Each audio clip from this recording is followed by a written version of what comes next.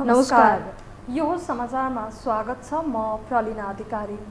म रन्जु अधिकारी। सुरु गरौँ अहिलेसम्मका प्रमुख समाचारबाट।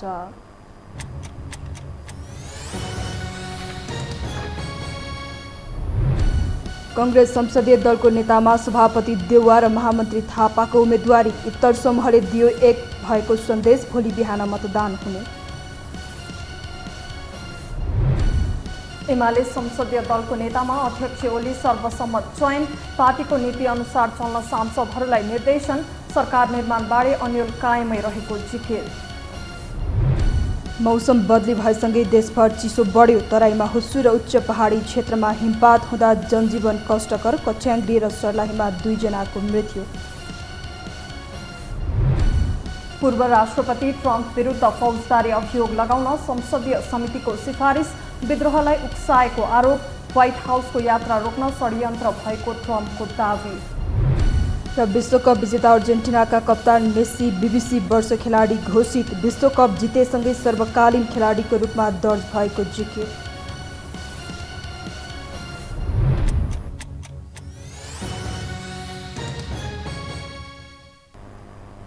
अब समाचार विस्तारमा। नेपाली कांग्रेस संसदीय दलको नेताका लागि सभापति शेरबहादुर देउवा र महामन्त्री गगन थापाले उम्मेदवारी दर्ता गराएका छन्। देउवाको प्रस्तावक वरिष्ठ नेता पौडेल बनेका छन् भने थापाको प्रस्ताव नेता शेखर कोइराला बनेका छन्। एक रिपोर्ट। प्रधानमन्त्री बन्नका लागि पार्टी संसदीय दलको नेता बन्नुपर्ने व्यवस्था अनुसार नेपाली कांग्रेसभित्र यति बेला चाहिँ संसदीय दलको हानथाप छ। यसको रेसमा पहिलो पुस्ताका पार्टी सभापति शेरबहादुर देउवा र तेस्रो पुस्ताका महामन्त्री गगन कुमार थापा प्रतिस्पर्धामा छन्। उनीहरूबीच उम्मेदवारी दर्ता भएर अब निर्वाचन हुन मात्रै बाँकी छ। आज मात्रै पार्टी सभापति शेरबहादुर देउवा र महामन्त्री गगन कुमार थापाले आफ्नो समूहको प्रतिनिधित्व गर्दै संसदीय दलको दावी गरेका छन् र उनीहरूबीच अब भोलिको निर्वाचनमा मतदान हुनेछ। त्यसपछि परिणाम आउनेछ र त्यो परिणामले कांग्रेसबाट संसदीय दलको नेता चयन गर्नेछ। र यो रेसमा पार्टी सभापति शेरबहादुर देउवा छन् भने देउवालाई टक्कर दिएर गगन कुमार थापा यति बेला चाहिँ रेसमा उत्रिएका छन्। उनको प्रस्तावक शेखर कोइराला बनेका छन् भने गगन थापालाई अर्का महामन्त्री विश्वप्रकाश शर्मा र महामन्त्रीमै 14औं महाधिवेशनमा चुनाव हारेका प्रदीप पौडेलले समर्थन गरेका छन्। सँगसँगै उपसभापति धनराज गुरुङ पनि महामन्त्री थापाको प्रस्तावक छन् र महामन्त्री थापाले उम्मेदवारी दर्ता गरेसँगै सभापति देउवालाई ऐतिहासिक निर्णय गर्दै उम्मेदवारी फिर्ता लिन आग्रह गरेका छन्। सम्माननीय प्रधानमन्त्री शेरबहादुर देउवा जसले भर्खरै मात्रै उम्मेदवारी दर्ता गराउनु भएको छ, असीम श्रद्धाका साथमा मेरो उहाँलाई आग्रह छ, अबको 2 घण्टा पछाडि हामीले उम्मेदवारी फिर्ताको समय राखेका छौँ।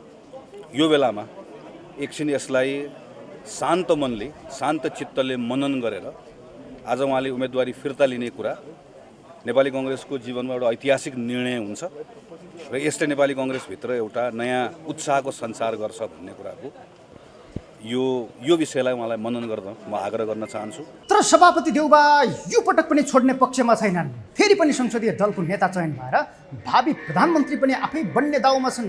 वरिष्ठ नेता रामचन्द्र पौडेल प्रस्तावक बनेका छन् भने उपसभापति पूर्णबहादुर खड्का समर्थक बनेका छन्। पूर्णबहादुर खड्काले महामन्त्री गगन थापा विरुद्ध देउवाको उम्मेदवारीलाई लिएर यति बेला उनले पार्टीभित्र एकमत हुनुपर्ने र पार्टीलाई द्वन्द्वमा नलिन आग्रह गरेका छन्। सँगसँगै गगनले भने चाहिँ ऐतिहासिक निर्णय गर्दै उम्मेदवारी फिर्ता लिनुहोस् भन्ने भनाइलाई काउन्टर गर्दै उपसभापति पूर्णबहादुर खड्काले देउवाकै बोली बोल्दै पुस्तान्तरण पछि हुँदै गर्छ अहिले देउवालाई समर्थन गर्न आग्रह गरेका छन्। कांग्रेस, माओवादी, समाजवादी लगायत दलहरू नेकपा एमाले सहितलाई जोडेर अहिलेको सरकार निर्माण गरेर प्रतिपक्षी एमालेलाई समेत साथमा लिएर जाने त्यो क्षमता, त्यो अनुभव र त्यो सबै खालको चाहिँ मिलाउन सक्ने कला सबै कारणले अहिलेको बेलामा पार्टीका आदरणीय सभापति शेरबहादुर देउवा नेपाली कांग्रेस संसदको नेताको लागि उपयुक्त हुनुहुन्छ। त्यसको हामीले अत्यन्त ठुलो उपयोग गरेर अघि मैले भनेको एजेन्डाहरूलाई पार गर्दै मुलुकलाई अगाडि लिएर जाने अनि त्यसपछि आगामी दिनमा पुस्तान्तरणको नेतृत्व परिवर्तन सबै कुराहरू स्वाभाविक रूपमा अगाडि बढ्दै जान्छन्। अहिलेको आवश्यकता मैले जे भने त्यही। पार्टीभित्र पुस्तान्तरणको मुद्दा बलियो बन्दै गएपछि सभापति देउवा निकै दबावमा परेका छन्। उनी यो दबावलाई थ्याक्न संसदीय दलको निर्वाचन समेत जितेर प्रमाणित गर्नुपर्ने अवस्थामा छन्। तर यति बेला चाहिँ उनकै समूहबाट महामन्त्री लडेका प्रदीप पौडेलको गगनलाई समर्थन दिनु यो निकै नै उनका लागि चुनौतीको विषय समेत बनेको छ। अहिलेको असहज परिस्थितिमा नेपाली काङ्ग्रेसभित्र विश्वासको वातावरण बनाउन पर्ने आवश्यकता भएकोले मैले पार्टी सभापतिलाई प्रस्तावित गर्ने भएको छु। सँगसँगै रामचन्द्र पौडेलको समर्थन उनका लागि फाइदाको विषय बनेको छ। तर यति बेला संसदीय दलभित्र पार्टीको निर्वाचित सङ्ख्यालाई हेर्ने हो भने गगन थापा प्रतिकूल अवस्थामा छन्। सभापति देउबा स्पष्ट बहुमत छन्, तथापि अबको निर्वाचनका लागि बाँकी रहेको केही घण्टाले यो मतान्तरमा तलमाथि पार्न सक्ने सम्भावनालाई पनि निकै बलियो ढङ्गबाट हेरिएको छ। यो हो टेलिभिजनका लागि क्यामेरामा पूर्ण वाग्लेका साथमा सन्तोष बिके थापा, काठमाडौँ। नेपाली कांग्रेसको संसदीय दलको नेताको पहिलो पुस्ताका सभापति शेरबहादुर देउवा र तेस्रो पुस्ताका महामन्त्री गगन कुमार थापा प्रतिस्पर्धामा उत्रिएका छन्। आज उम्मेदवारी दर्ता गरेसँगै बुधबार हुने निर्वाचनमा सभापति र महामन्त्री बीच प्रतिस्पर्धा हुने भएको छ। अङ्कगणितमा हारजित जे भए पनि गगन थापाले भने राजनीतिक छलाङ मारेका छन्। एक रिपोर्ट। शेखरलाई गुटको नेता खोसिने डर र गगनलाई मत माग्दा गरेको बाचा तोडिने डर, डरै डरका बीचमा शेखर गगन समूहभित्र मङ्गलबार बिहानसम्म पनि सहमति जुटेको थिएन। तर 14औं महाधिवेशनमा स्थापित गरेको गुटलाई बरकरार राख्नकै लागि भए पनि यो समूहभित्र सहमति जुट्यो र अब संसदीय दलको नेतामा गगन थापा भिड्ने भएका छन्। बुधबार बिहान हुने निर्वाचनमा पहिलो पुस्ताका पार्टी सभापति शेरबहादुर देउबा र तेस्रो पुस्ताका महामन्त्री गगन कुमार थापा बीच रोचक प्रतिस्पर्धा हुनेछ। जित्नेले भावी सरकारको नेतृत्व गर्ने अवसर पाउनेछ, हार्ने पार्टीभित्रको प्रतिपक्ष कित्तामा पुग्नेछ। हार्दा सभापति देउबाले सत्ताको सपथोक गुमाउनेछन्। त्योभन्दा धेरै ज्योतिषीले 7औं पटक प्रधानमन्त्री बन्न देखाएको सपना गुमाउनेछन्। तर महामन्त्री थापाले जित्दा सपथोक पाउनेछन् भने हार्दा पनि राजनैतिक जित हासिल गर्नेछन्। देउबा पछिको प्रधानमन्त्री बन्ने राजनैतिक लडाईँ पनि अब उनकै पक्षमा हुनेछ। गगन उदयको बागी शैली पनि स्थापित हुनेछ। हामीले सरकार सञ्चालन गरेर यस्तो पो सरकार सञ्चालन गरेर फेरि एकपटक सरकारमा पुर्याउँ भन्ने जुन अवस्था निर्माण गर्न काङ्ग्रेस मौका पाउँदै गर्दा पनि हामीले मौकाको सदुपयोग गर्न सकेनौँ। 2079 सालमा पाएको यो जनमतलाई चाहिँ काङ्ग्रेसले नेतृत्वमा सरकार चलाएर सरकारकै आधारमा थप जनमत निर्माण गरेर नेपालको सबैभन्दा ठुलो पार्टी बनाउन सक्ने क्षमता राख्छौँ। पार्टीलाई पनि बदल्छौँ, देश पनि बदल्छौँ। नेपाली कांग्रेसका महामन्त्री गगन कुमार थापालाई सम्भवतः पार्टीले लैजा भनेर केही दिएको छैन। उनले जति पाए सबै बागी र विद्रोही स्वभावका कारण पाए। 2051 पछि विद्यार्थी राजनीतिमा हात हालेका गगनले त्रिचन्द्र क्याम्पसको सोभियु सचिव पनि बागी उम्मेद्वार बनेर जितेका थिए। त्यही शैलीमा सोभियु सभापति हुँदै नेविसङ्घको महामन्त्रीसम्म बनेका उनको तत्कालीन पार्टी सभापति गिरिजाप्रसाद कोइरालासँग पनि टसल रह्यो। जब पार्टीको नीतिलाई नागेर आमजनको लय समातेका गगनले राजसंस्था विरुद्ध 2062-63 मा गणतन्त्रका लागि ढुङ्गा हान्न थाले। उनको उदयलाई आम जनताले स्वीकारे। राजालाई ललकार्दै बोलेका उनका अभिव्यक्ति अहिले पनि चर्चित छन्।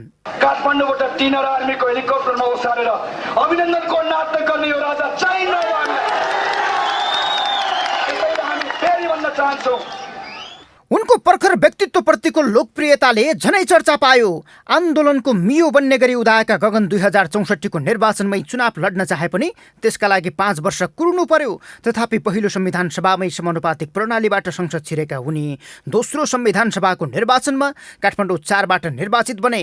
पहिलो पटक नै निर्वाचित भएर स्वास्थ्य मन्त्री बनेका गगनलाई सफल मन्त्रीका रूपमा समेत हेरिएको थियो।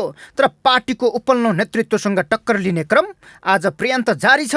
कांग्रेसको 13औं महाधिवेशनमै महामन्त्री बनेर बागीबाट व्यवस्थापक बन्ने उनको चाहना पूरा हुन सकेन। 5.5 वर्ष नचाहेरै उनी पार्टीभित्रको प्रतिपक्ष कित्तामा बस्नु पर्यो। बीपी पुत्र शशाङ्क कोइरालासँग हार्दा पनि उपलब्धि नै हासिल गरेका थापाले त्यही बलमा 74 को आम निर्वाचन पनि लोकप्रिय मतका साथ जिते। संसदमा उनको भूमिका निरीह बनेको कांग्रेसलाई जिउँदो जाग्दो बनाउन सफल रह्यो। प्रतिफल स्वरूप कांग्रेस बदल्ने उनको संकल्प 14औं महाधिवेशनमा अनुमोदन भयो। जबकि उनकै समूहबाट भिडेका शेखरले सभापतिमा हार्दै गर्दा गगनले अत्याधिक मत ल्याएर जितेका थिए। मङ्सिर 4 मा सम्पन्न निर्वाचनमा पनि गगनले भारी मतान्तरका साथ ह्याट्रिक गर्दै प्रधानमन्त्रीको दाबी पेश गर्न अहिले संसदीय दलको चुनाव लड्दैछन्। हामीहरूको बीचमा छलफल भयो होइन धेरै छलफल भयो, साथीहरूसित पनि छलफल गर्नु पर्यो र छलफल गरेर अघि गगनजीले भने जस्तै स्थायित्व र तपाईँको निरन्तरताको उसलाई राखेर हामीहरूले गगनजीलाई गरेको हो। तपाईहरु अब तपाईँ महाधिवेशनमा सभापतिको उम्मेदवार बन्नेसम्मको सहमति भएको हो आगामी महाधिवेशनमा? त्यो त देखिँदै जान्छ नि, कसरी जान्छ अगाडि जान्छ, त्यो त अहिले गगनजीले केही त भन्नुभएको होला। अब हेरौँ न, त्यो त अहिले 15 महाधिवेशन 3 वर्ष बाँकी छन्। सामान्यतया सभापतिमा देउबा विरुद्धै चुनाव लडेकाले संसदीय दलमा पनि शेखर देउबाको प्रतिद्वन्दी बन्नु पर्थ्यो। तर गगनको बागी स्वभाव र समूह विभाजनको खतराले दबावमा परेका शेखर अन्ततः गगनसँग गल्नै पर्ने अवस्थामा पुगे। अहिले गगनको प्रस्तावक शेखर बनेका छन् भने फ्रक समूहको प्रतिनिधित्व गर्ने महामन्त्री विश्वप्रकाश शर्मा र महामन्त्रीमै हारेका प्रदीप पौडेल उनको समर्थक बनेका छन्, जुन गगनको सबैभन्दा ठुलो सफलता हो। 14औं महाधिवेशनमा महामन्त्री लडेका चारैजना गगनलाई साथ दिन आएका छन्। कतिपय भने गगनको यो राजनैतिक छलाङ देखेर आश्चर्यचकित परेका छन्। तर प्रत्येक महाधिवेशनमा गुट फेरेका गगन 15औं महाधिवेशनसम्म शेखरलाई सभापति बनाउने गरी प्रस्तावक बन्लान् कि नबन्लान्, अहम प्रश्नमाथि शङ्का छ। यो हो टेलिभिजनका लागि सन्तोष बिके थापा, काठमाडौँ। नेपाली कांग्रेसका वरिष्ठ नेता रामचन्द्र पौडेलले कांग्रेस संसदीय दलको नेतामा प्रधानमन्त्री एवं पार्टी सभापति शेरबहादुर देउवालाई प्रस्ताव गर्ने बताउनु भएको छ। आज सिंहदरबारमा संसदीय दलको नेतामा देउवाको प्रस्तावकका रूपमा पुग्नुभएका उहाँले अहिलेको असहज परिस्थितिमा नेपाली कांग्रेसभित्र विश्वासको वातावरण बनाउन आवश्यकता भएकाले पार्टी सभापति शेरबहादुर देउवालाई संसदीय दलको नेतामा प्रस्ताव गर्ने निर्णय गरेको बताउनु भएको हो। उहाँले संसदीय दलको नेतामा सभापति देउवा निर्विरोध बनाउने प्रयास जारी रहेको बताउनु भएको छ। नेपाली कांग्रेसभित्र विश्वासको वातावरण बनाउन पर्ने आवश्यकता भएकोले मैले पार्टी सभापतिलाई प्रस्तावित गर्ने भएको छु। सबैलाई म भन्छु, उहाँलाई निर्विरोध नेता चुन्ने, सभापतिजीलाई निर्विरोध बनाइदिनु। नेता पौडेलले नवनिर्वाचित कांग्रेसका सांसदहरूलाई पार्टी सभापति देउवालाई सर्वसम्मत संसदीय दलको नेता चयन गर्न आग्रह समेत गर्नुभयो।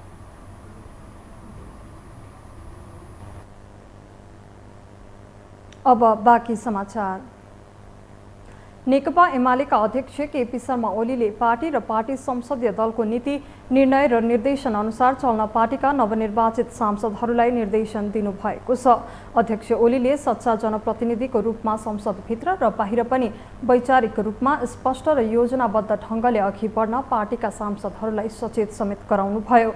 आज पार्टीले काठमाडौँमा आयोजना गरेको एक कार्यक्रममा बोल्दै उहाँले पार्टीले देश र जनताको हित बाहेक अरू केही पनि नहेर्ने भएकाले पार्टीका सांसदहरूले पनि आफ्नो पार्टी र पार्टी संसदीय दलको आदेश र निर्देशनलाई द्रुतताका साथ पालना गर्नुपर्ने तर्क समेत गर्नुभयो। ओलीले हाल प्राप्त जनादेशका कारण कसको नेतृत्वमा र कसको सरकार भन्ने अन्यल रहेको बताउनुभयो। यसैबीच अध्यक्ष ओली सर्वसम्मत संसदीय दलको नेता चयन हुनुभएको छ। एमाले संसदीय दलको बैठकले आज ओलीलाई सर्वसम्मत दलको नेता चयन गरेको हो। आगामी सत्ता यात्राका लागि विभिन्न दलहरूले बार्गेनिङको माध्यम बनाए एमालेलाई अन्ततः सबैले साथ छोडेका छन्।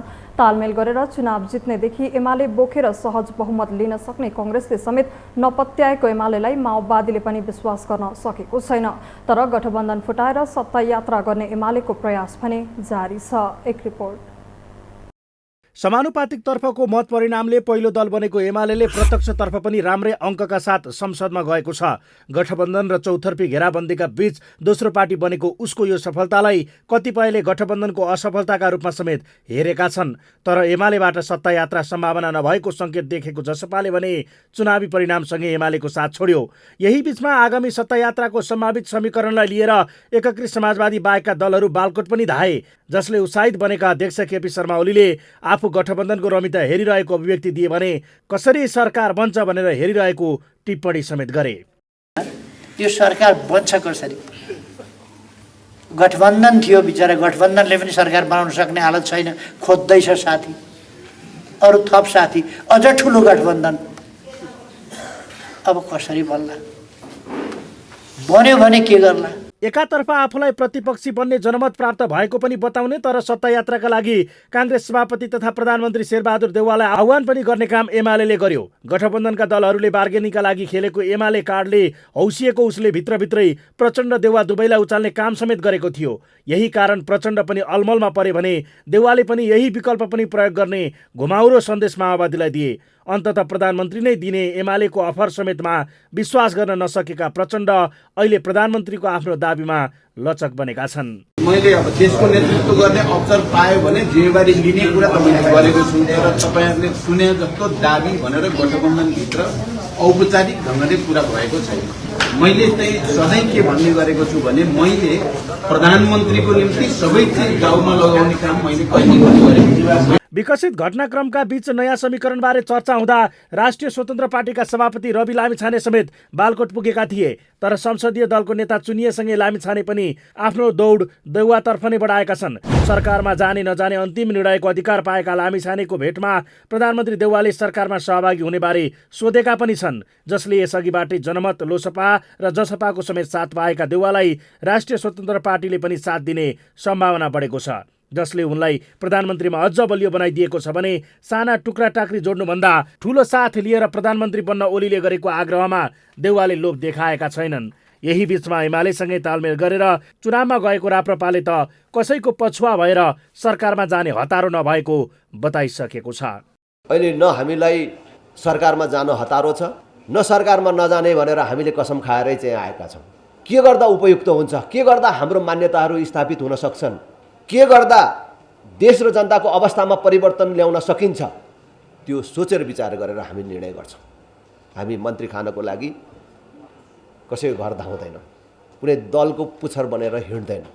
यो सँगै गठबन्धनतर्फ दलहरू झुमिँदा एमाले भने एक्लिएको छ। आफूले अफर गरेकाहरूले पनि विश्वास नगर्ने तथा आफैसँग तालमेल गरेर चुनाव लडेकाले समेत साथ छोडेपछि कहीँ कतै सत्तामा जाने झिनो आकांक्षामा पनि तुषारपात भएको छ। एमालेको सत्ता यात्रा कमजोर देखिएसँगै गठबन्धनतर्फ भने सुविधाजनक बहुमत पुग्ने सङ्केतहरू देखा परेका छन्। यो हो टेलिभिजनका लागि कुलचन्द्र विष्ट, काठमाडौँ। बुबाआमा गुमाएका टुहुरा बालबालिकाहरूको पढाइलाई निरन्तरता दिन सर्लाहीका एक गैर सरकारी संस्थाले सहयोग प्रदान गरेको छ।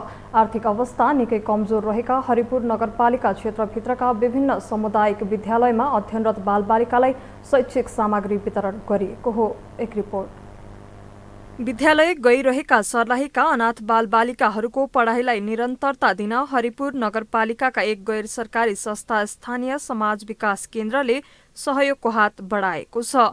उक्त संस्थाले हेल्पिङ ह्यान्ड नामक एक अमेरिकी गैर सरकारी संस्थाको आर्थिक सहयोगमा बुबाको निधनपछि टुहुरा बनेका 50 जना बालबालिकालाई खाद्यान्न र शैक्षिक सामग्रीको साथसाथै जाडोमा लगाउने न्यानो कपडा वितरण गरेका छन्। आर्थिक अवस्था निकै कमजोर रहेका हरिपुर नगरपालिका क्षेत्रभित्रका विभिन्न सामुदायिक विद्यालयमा अध्ययनरत 45 जना र मदरसामा अध्ययनरत 5 जना बालबालिकालाई शैक्षिक सामग्री वितरण गरिएको हो।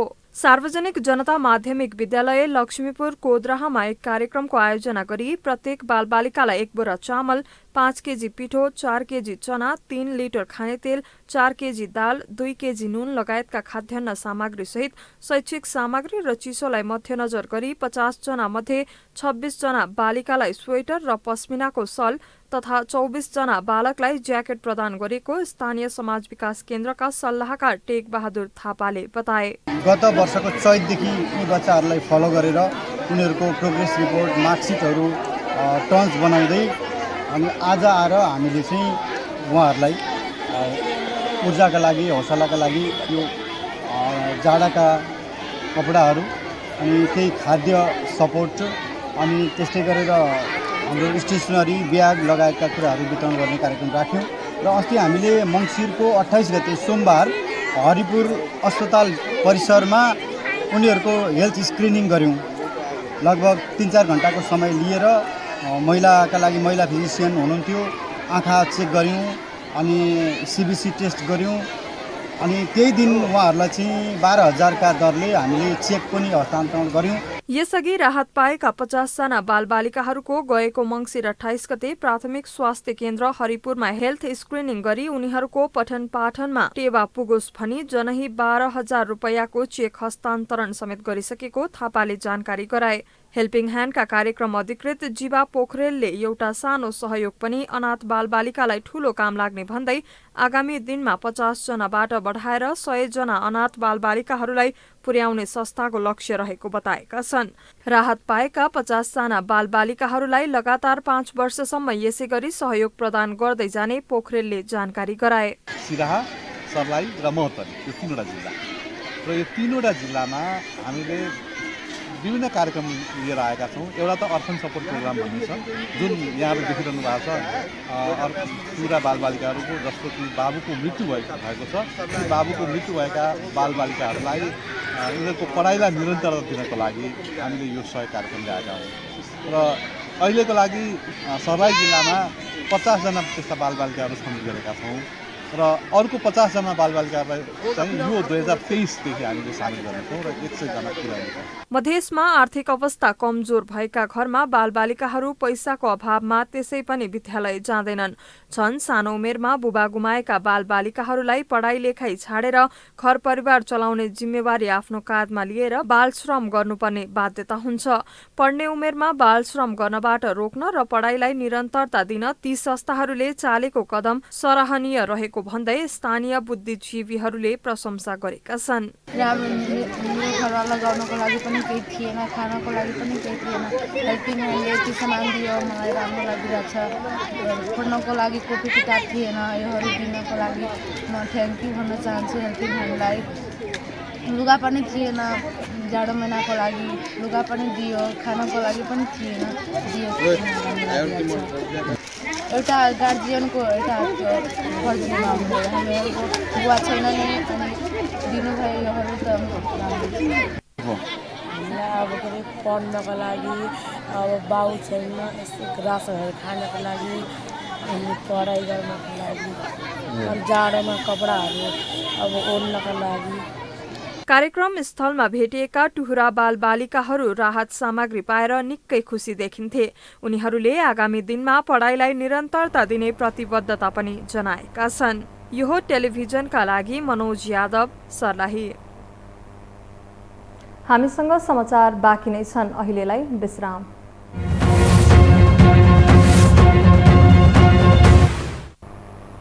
विश्रामपछि स्वागत छ। अब बाँकी समाचार। नवनिर्वाचित सांसदहरूलाई राप्रपाका सांसद पशुपति शमशेर जबराले शपथ ग्रहण गराउने भएका छन्। संसदीय गणितमा कमजोर देखिए पनि उमेरका कारण जबराले शपथ गराउने भएपछि व्यवस्था विरोधीबाटै संसदको सुरुवात हुने भएको छ। एक रिपोर्ट।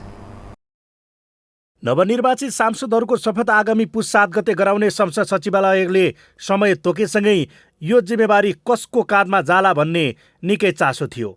राष्ट्रपतिले ज्येष्ठ सदस्यलाई र ज्येष्ठ सदस्यले अरूलाई शपथ ग्रहण गराउने तथा सभामुख निर्वाचित नहुन्जेल सभाको अध्यक्षता गर्ने कानुनी व्यवस्थाका कारण पनि सो विषयलाई चर्चाको विषय बनाइयो। लगत्तै महेन्द्र राय यादव, चित्रबहादुर केसी वा पशुपति शमशेर जबरामध्ये को ज्येष्ठ सदस्य भन्ने बहस सुरु भयो भने उमेरले राप्रपाका सांसद पशुपति शमशेर जबरा र कागजातले माओवादीका महेन्द्र राय यादव ज्येष्ठ देखिए। तर यादवले आफ्नो वास्तविक उमेर कम भएकाले अघिल्लो निर्वाचनमा पनि शपथ नगराएको र यस वर्ष पनि नगराउने भनेपछि सचिवालयले जबराको नाम ज्येष्ठ सांसदका रूपमा राष्ट्रपति समक्ष शपथका लागि सिफारिस गरेको छ। यो सँगै व्यवस्था विरोधी शक्ति राप्रपाका सांसद जबराको काँधमा संसदको शपथ गराउने जिम्मेवारी पुगेको छ। भलै राष्ट्रिय प्रजातन्त्र पार्टीबाट समानुपातिक निर्वाचन प्रणाली मार्फत निर्वाचित जबराको भागमा यो जिम्मेवारी उमेरका आधारमा परेको हो, तर संसदको सुरुवात नै व्यवस्थाकै विरोधीबाट सुरु हुने अनौठो संयोग भने यसले सिर्जना गरेको छ। हाम्रो कानुनी प्रावधान जुन प्रतिनिधि निर्वाचन ऐनमा व्यवस्था भएको थियो, उपस्थित सांसदहरूमध्ये ज्येष्ठ सदस्यबाट चाहिँ शपथ ग्रहण गराउने भन्ने रहेको हुनाले र हामीले उपलब्ध भएको प्रमाणहरूको आधारमा चाहिँ राप्रपाका नेता हुनुहुन्छ मान्य पशुपति शमशेर जबरा, उहाँ मार्फत चाहिँ उहाँहरूलाई शपथ ग्रहण गराएर उहाँ मार्फत अन्य मान्य सदस्यहरूलाई शपथ ग्रहण कार्यक्रम गराउने गरी हामी अगाडि बढिसकेका छौँ। हुन त लोकतन्त्रको सुन्दर पक्षका रूपमा समेत यसलाई हेर्न सकिन्छ। फरक मत राख्नेहरू पनि त्यही व्यवस्थाको निर्वाचन प्रणाली मार्फत संसदमा पुग्ने तथा विचार राख्ने अवस्थाले यही व्यवस्थालाई उज्जल्याएको छ। यही बीचमा रवि लामिछाने नेतृत्वको राष्ट्रिय स्वतन्त्र पार्टीलाई पनि व्यवस्था विरोधी पार्टीका रूपमा हेरिने गरेको छ भने पार्टीका नेताहरूले व्यवस्था संरक्षणको ठेक्का आफूहरूले नलिने बताएसँगै यसलाई अझ पुष्टि गरेको छ। यो परिस्थितिमा धक्का दिने गरी उदाएको रासोपा र ठूलो शक्ति आर्जन नगरे पनि सन्देशमूलक भूमिका भेटेको राप्रपाको अवस्थाले टिप्पणीको आधार बनिदिएको छ। नागरिकको अवस्था नबदलिएको दोष पनि व्यवस्था उपर नै खनिएको र राज्यका संयन्त्रहरूको असफलताको कारण पनि यही व्यवस्थालाई ठहर गर्ने संख्या ठूलो छ। अर्कातर्फ यसका हिमायतीहरू नै चुनाव हारेको अवस्थाले पनि अनेक प्रश्न जन्माएको छ, जसमा अहिले संसदमा विकास भएको यो परिस्थितिलाई अर्थपूर्ण रूपमा हेर्नेहरू पनि छन्। तर एमाले नेता केशव बडाल भने यसलाई प्राविधिक अवस्थाका रूपमा मात्र बुझ्नुपर्ने बताउँछन्। अब यो शपथ ग्रहण गर्ने कुरो भनेको नितान्त प्राविधिक कुरो। अझ त्यहाँ मेरा मित्र चाहिँ हैन महेन्द्र राय चाहिँ 85 वर्षको कागजमा छ, उहाँ म 68 वर्षको मात्रै भएँ भन्नुहुन्छ हैन। अब त्यसै गरी चाहिँ चित्रबहादुर केसी उमेरमा पशुपतिभन्दा बढी हो, तर कानुनमा चाहिँ हैन नागरिकता अनुसार चाहिँ हुनु भएन भनेपछि यो संयोग हो। संयोगमा पशुपतिजीलाई झन् राम्रो के भयो भने वर्तमान संविधानभित्र रहेर शपथ खुवाउने काम उहाँले गर्नु भनेको यो संविधानलाई शिरोपर गर्न अब म तयार छु भनेर स्वीकार्ने पनि हो। हुन त व्यवस्थामै सामेल बनेर त्यसैलाई उल्ट्याउन नसकिने भन्दै राप्रपा लगायतका व्यवस्था विरोधी दलहरूको कदममै प्रश्न गर्नेहरू पनि छन्। अर्कातर्फ कहीँ कतै सडकका र व्यवस्थाप्रतिको असन्तुष्टि पनि संसदमै समेटिने अवस्था पनि यसले सिर्जना गरेको छ। फलत केही संयोगसँग जोडेर यसलाई अर्थ्याउन भन्दा लोकतन्त्रको सुन्दर पक्षका रूपमा यसलाई अर्थ्याउनु नै बढी श्रेयकर छ। मौसम परिवर्तनसँगै जनस्वास्थ्य सम्बन्धी विभिन्न समस्याहरू देखा पर्न थालेका छन्। हिमाली जिल्लाको जनजीवन कष्टकर बनेको छ भने तराईका जिल्लाहरूमा चलेको शीतलहरले मानिसहरूको ज्यान समेत जान थालेको छ। एक रिपोर्ट। नेपालमा दिन प्रतिदिन चिसो बढिरहेको छ। पछिल्लो समय तापक्रम समेत प्रत्येक दिन घटिरहेको छ। चिसो बढेसँगै हिमाली क्षेत्रको जनजीवन त कष्टकर हुन नै थालिसकेको छ। पुस महिना लागेसँगै पहाड र तराईका क्षेत्रमा समेत जनजीवन कष्टकर बन्न थालेको छ। तराईमा शीतलहरका कारण 2 जनाको मृत्यु नै भइसकेको छ। चिसोका कारण रुगाखोकी, ज्वरो, उच्च रक्तचाप, घाँटीको श्वासनलीमा एलर्जी बढ्ने, छाला चिलाउने बिरामीको संख्या बढ्दो छ। जाडोमा विशेष रूपमा बालबालिका र ज्येष्ठ नागरिक जोखिममा हुन्छन्। ज्येष्ठ नागरिकमा उच्च रक्तचाप, दमको समस्या बढ्छ भने हृदयघात, सुगरको समस्या पनि निम्तन्छ। शिशुमा न्युमोनिया, फ्लूको संक्रमण वृद्धि हुने देखिन्छ। बिहान बिहानै कसरत गर्न जानेहरूले विशेष रूपमा न्यानो लुगा लगाएर मात्रै जानुपर्छ। अरू बेला भन्दा शरीरको प्रतिरोध क्षमता जाडोमा कमजोर हुने र कम घाम लाग्ने भएकाले शरीरका लागि चाहिने भिटामिन डी को पनि कमी हुने भएकाले विशेष ध्यान दिनुपर्ने चिकित्सकहरूले बताएका छन्। मर्निङ वाकहरू जानुहुन्छ चिसोमा हैन, त्यसमा जाँदाखेरि अलि घाम लागेपछि जाने, शरीर ढाक्ने गरेर लुगा लगाउने, ज्येष्ठ नागरिकहरू नित्य धर्म कर्म पूजाका लागि प्रत्येक दिन चिसो पानीमा बिहानै नुहाउने गर्नुहुन्छ। यस्तो बेलामा पनि अलिकति घाम लागेपछि मनतातो पानीले नुहाएर आफ्नो नित्य कर्म गर्दाखेरि केही सहज हुन्छ हैन, संक्रमणबाट बच्न सकिन्छ, चिसोबाट बच्न सकिन्छ। खानपानमा ध्यान दिने, धुम्रपान र मद्यपानबाट टाढा बस्ने, पोषिलो पदार्थहरू तत्त्वहरू खाने, हरियो सागपात, फलफुलहरू अनि भिटामिन युक्त खानेकुराहरू र प्रशस्त झोल पदार्थहरू सेवन गर्ने हैन। यता जाडो सुरु भएसँगै केन्द्र सरकार, प्रदेश सरकार, स्थानीय तहको सरकारको निकम्माका कारण नागरिकले ज्यान गुमाइरहेका छन्। आपद विपद पूर्व तयारीको नाममा वर्षेनी सरकारले अरबौं रुपियाँ खर्च गरे पनि लक्षित वर्गसम्म पुग्न नसकेका कारण वर्षेनी यस्तो घटना दोहोरिँदै आएको छ। चिसोकै कारण सर्लाहीको हरिपुर नगरपालिका 9 पिडारीमा कठ्याङ्ग्रे र 2 जनाको ज्यान गएको छ। तर स्थानीय तहको सरकारले भने अहिलेसम्म जिम्मेवारी लिने तयारी छैनन्। जनताको ज्यानमाथि खेलवाड गरेर गैर जिम्मेवार उत्तर दिएर उम्किरहेका छन्। भइसकेपछि अब सबै कुरा थाहा पाइन्छ भने जनताको माग आइराख्नु पर्यो नि, यस्तो उस्तो सब हामीले जानकारी पाउनु पर्यो नि। कसैको घरको चाहिँ झगडा आदि इत्यादिको घरमा के घटना घट्छ शान्तिले, त्यो सबै घटना त हामी कहाँ आइपुग्नुपर्छ। अब आएको घटनालाई हामी सहितलाई चाहिँ कसरी निर्धारण गर्ने, कसरी सल्युसनमा जाने भन्ने त छँदैछ, तर पुरै नआइकन हामी कसरी यो कुरा बुझ्न सकौँ। सरकारबाट मात्रै आश गरेर आफ्नो ज्यान जोखिममा राख्नु पनि नागरिकको गैर जिम्मेवारीपन हो। त्यसैले चिसोको समयमा आफ्नो स्वास्थ्यको सुरक्षालाई विशेष ध्यान दिन जरुरी छ। यो हो टेलिभिजनका लागि मिङमा शेर्पा, काठमाडौँ। अब बाँकी समाचार। इच्छा शक्ति र अवसर हुने हो भने समाजका जो कोही व्यक्ति सफलताको शिखर चुन्न सक्छ, जसको उदाहरण दलित भित्रका पनि सीमान्तकृत वादी समुदायका महिला बनेका छन्। एक रिपोर्ट। शताब्दीौंदेखि जातीय भेदभाव तथा छुवाछुत जस्तो अमानवीय व्यवहारबाट ग्रसित दलित समुदायभित्रको एक जाति हो वादी समुदाय। अहिले देशको प्रतिष्ठित व्यक्ति वा सार्वजनिक पद धारण गरेकाबाट नै दलित समुदायलाई अपमान गरेको विषय चर्चामा हुँदा दलित भित्रकै सीमान्तकृत वादी समुदायका महिलाहरू उदाहरण बन्न सफल भएका छन्। ठुला चट्टानलाई फोरेर बीचबाट निस्किएको पिपल झैं वादी समुदायका केही महिलाहरू आफ्ना परम्परागत दैनिकी भन्दा पृथक जीवनशैली अपनाइरहेका छन्।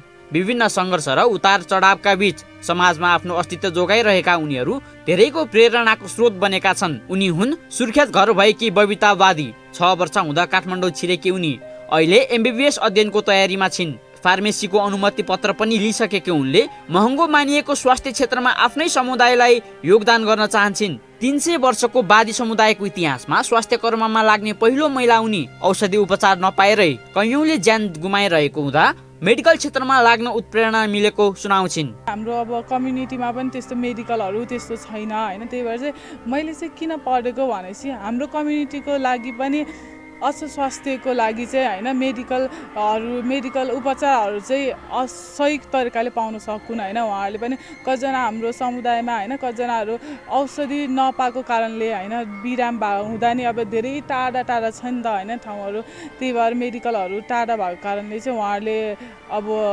उपचार नपाएको कारणले पनि कतिजनाको ज्यान पनि गुमेको छ हैन। त्यही भएर चाहिँ म चाहिँ किन बन्न चाहे भनेपछि मैले एउटा मेरो कम्युनिटीमा मेडिकल मात्र खोल्यो भने पनि मेरो समुदायको मानिसहरूले सानो सानो कुराको पनि उपचारहरू पाउनुहुन्छ नि त। सीमान्तकृत वादी समुदायबाटै आएकी उनी हुन् सीता वादी।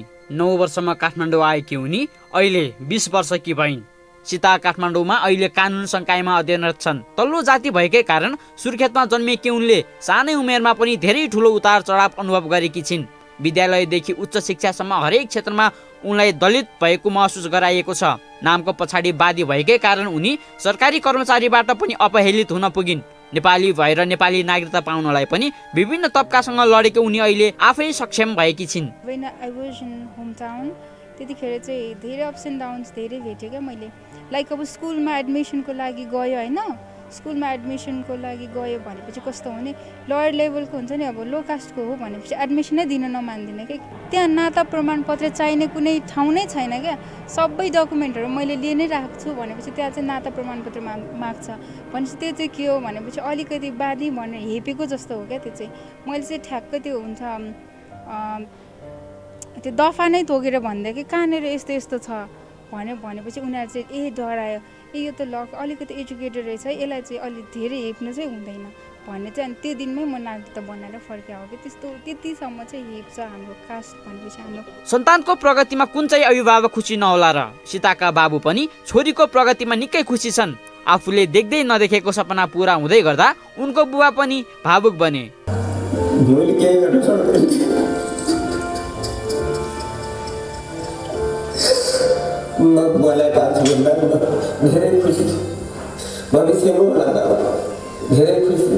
अमेरिकाबाट मास्टर सक्दै गरेकी देवी सराहना वादी नेपालमा पनि बिजनेसमा ब्याचलर गर्दैछिन्। उनी अहिले आफ्नै कम्पनी सञ्चालन गरिरहेकी छिन्। बालापनमा सामान्य आधारभूत कुराबाट पनि वञ्चित भएकी उनले आफ्नै समुदायको हक हितका लागि कम्पनी खोलेकी हुन्। विद्यालयमा शिक्षकबाट नै दुर्व्यवहार सहनु परेको तीतो यथार्थ उनीसँग पनि छ। नयाँ बहिनीहरूलाई आफूले भोगेको दुर्व्यवहार भोग्न नपरोस् भनेर उनी अहिले लागि परेकी छिन्। समस्यामा परेका महिलालाई उद्धार गर्दै विश्वभर वादी समुदायलाई चिनाउनमा उनी सक्रिय छन्। अब अहिले चाहिँ मैले मेरो जुन संस्था छ, जुन अर्गनाइजेसन छ, त्यो संस्थाबाट चाहिँ मैले मेरो विशेष गरेर हेल्थ एन्ड हाइजिन हुन्छ नि दिदीबहिनीहरूको स्वास्थ्य सम्बन्धीमा विशेष काम गर्छु। वादी समुदायको प्लस म अन्य समुदायको दिदीबहिनीहरूको बिचमा पनि काम गर्छु। अनि त्यो सँगसँगै म वादी समुदायको दिदीबहिनीहरूको जुन रिक्समा हुन्छ, जुन बेचिसकेको छ, उनीहरूलाई रेस्क्यु गर्ने पनि काम गरिरहेको छु।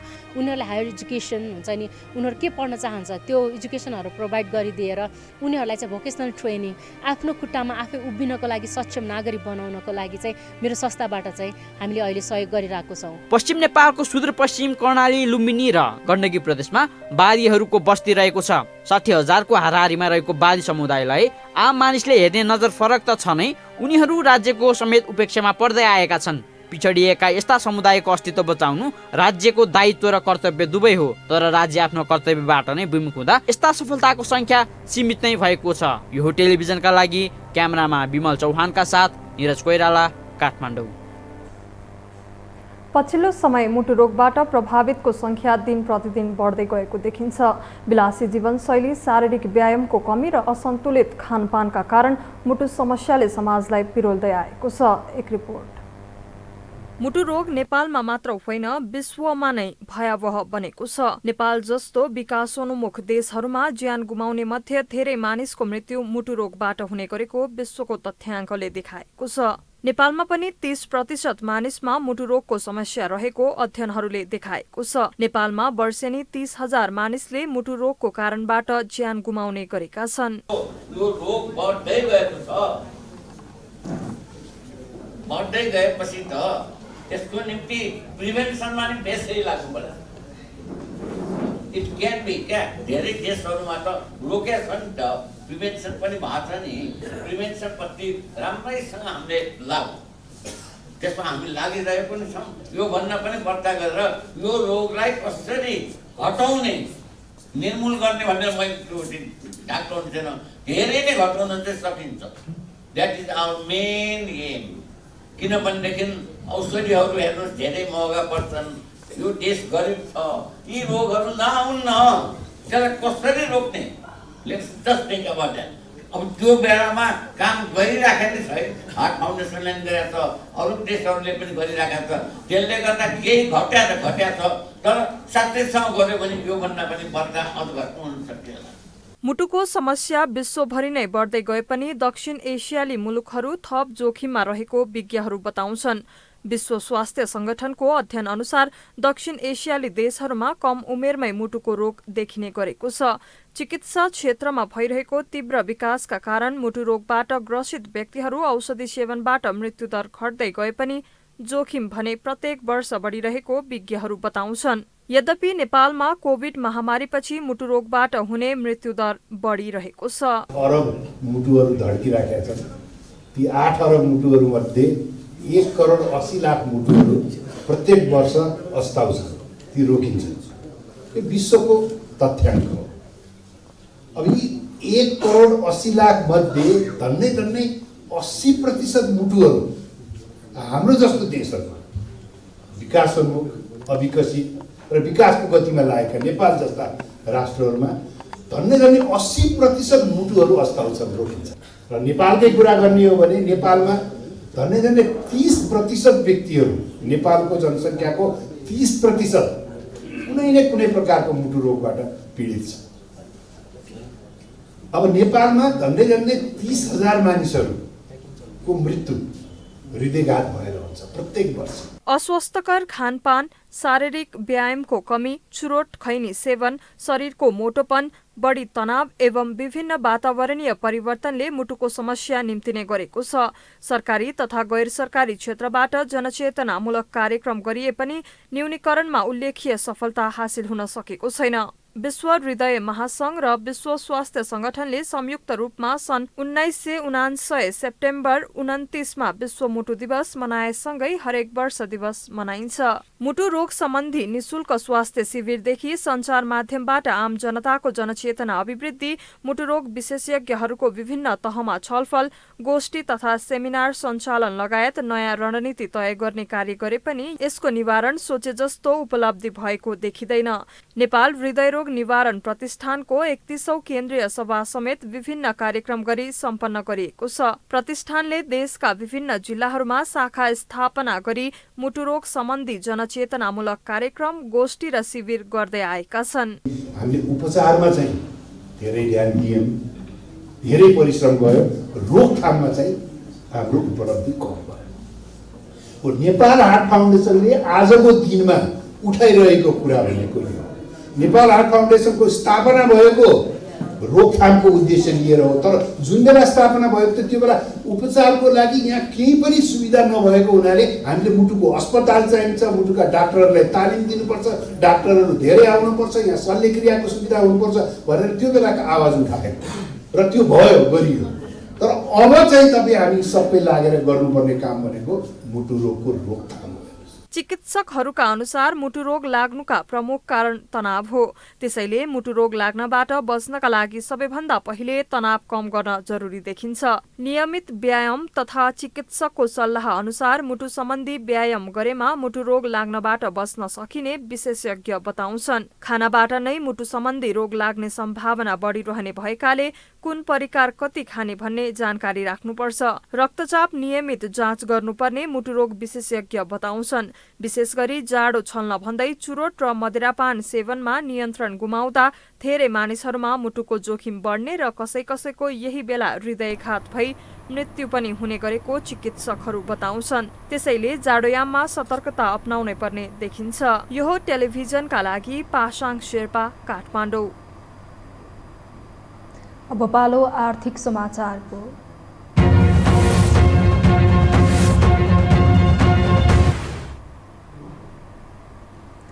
नेपाल गुणस्तर तथा नापतौल कार्यालयले नापतौल गर्ने यन्त्रको जाँच तथा पुनर्जाँच गर्नका लागि टोलटोलमा डोर टोली परिचालन गरिएको छ। नेपाल गुणस्तर तथा नापतौल कार्यालयले नेपाल खुद्रा व्यापार सङ्घसँगको सहकार्यमा टोलटोलमा पुगेर व्यवसायीलाई नाप्ने तथा तौलने यन्त्रको प्रयोग गर्न अनुमति दिनका लागि डोर टोली परिचालन गरेको हो। उक्त टोलीले नापतौल सम्बन्धी अनुगमन गर्नुका साथै नापतौल सम्बन्धी अनियमितता गर्नेलाई कानुन अनुसार कारबाही समेत गर्ने बताएको छ। मंगलबार काठमाडौँको सिनामंगल क्षेत्रमा रहेको पसलहरूमा कार्यालयकी सहायक निरीक्षक अनिता घिमिरेको नेतृत्वमा निरीक्षणको टोली पुगेको थियो। सहायक निरीक्षक घिमिरेले पसलमा भएका नापतौल ढक तराजु दर्ता नगर्ने व्यवसायीहरूलाई अनुगमन फारम भराई 3 दिनभित्र ठग तराजु दर्ता गर्न निर्देशन दिनुभयो।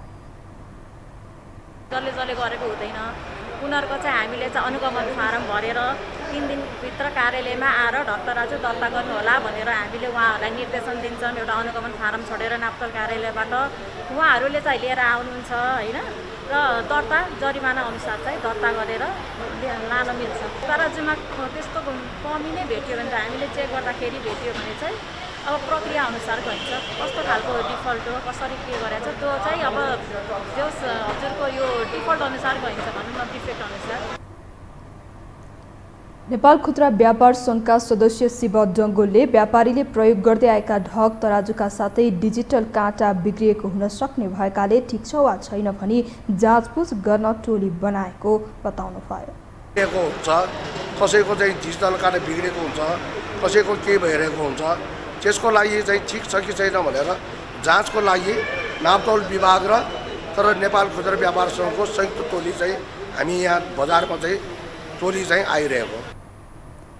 नापतौल विभागले काठमाडौँ, भक्तपुर, ललितपुर, धादिङ, रसुवा, नुवाकोट, काभ्रे, पलाञ्चोक, सिन्धुपाल्चोक, रामेछाप र दोलखा जिल्ला कार्यक्षेत्र रहेको नापतौल कार्यालयले निरीक्षक र सहायक निरीक्षकको संयोजकत्वमा टोली परिचालन गर्दै आएको छ।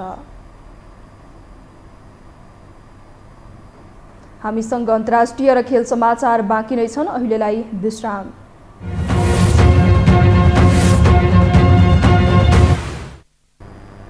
विश्रामपछि स्वागत छ। अब पालो अन्तर्राष्ट्रिय समाचारको।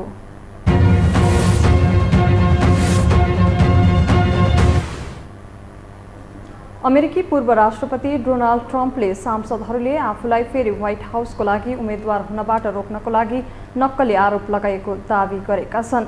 गत वर्ष अमेरिकी क्यापिटलमा भएको आक्रमणको छानबिन गर्ने संसदीय समितिले ट्रम्प विरुद्ध फौजदारी अभियोग लगाउन सिफारिस गरेपछि उनको यस्तो प्रतिक्रिया आएको हो। विद्रोहलाई उक्साउने, आधिकारिक कार्यवाहीमा अवरोध पुर्याउने, अमेरिकी सरकारलाई धोका दिने षड्यन्त्र र झुटा बयान गरेकोमा ट्रम्पमाथि थप अनुसन्धान गर्न समितिले न्याय मन्त्रालयलाई आग्रह गरेको छ। समितिले महत्त्वपूर्ण प्रमाणहरू जुटाएको समिति सदस्य जेमी रस्किनले दावी गरेकी छिन्। अब पालो खेल समाचारको।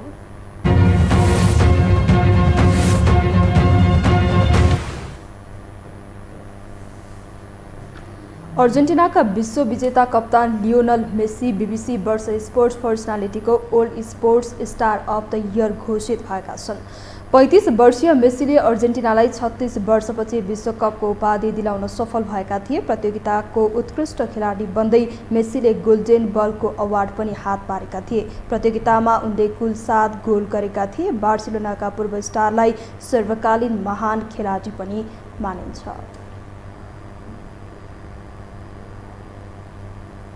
यससँगै हामी यो समाचारको अन्त्यमा आइपुगेका छौँ। बिदा हुनु अघि प्रमुख समाचार पुनः एकपटक।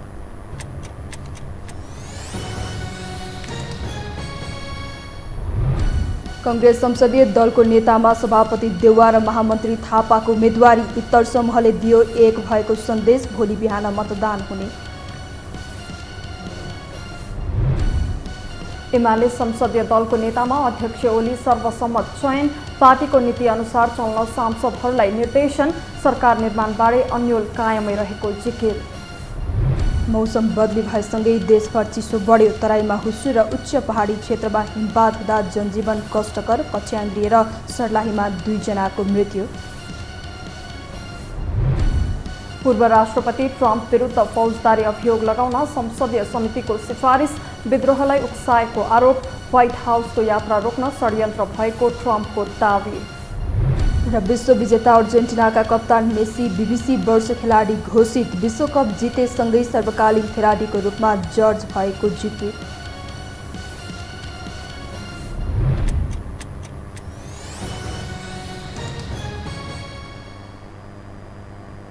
हवस् त यो समाचार सकियो। समाचार बुलेटिनका साथै यो टेलिभिजनका सम्पूर्ण कार्यक्रम yoho.television.com, yoho.khabar.com, युट्युब र फेसबुकमा पनि पढ्न र हेर्न सक्नुहुनेछ। मोबाइलमा योहो टिभी एप डाउनलोड गरी हामीलाई प्रत्यक्ष हेर्न सक्नुहुनेछ। तथ्य सहितको निष्पक्ष समाचार तथा मनोरञ्जनका लागि हेर्दै रहनुहोला योहो टेलिभिजन। नमस्कार।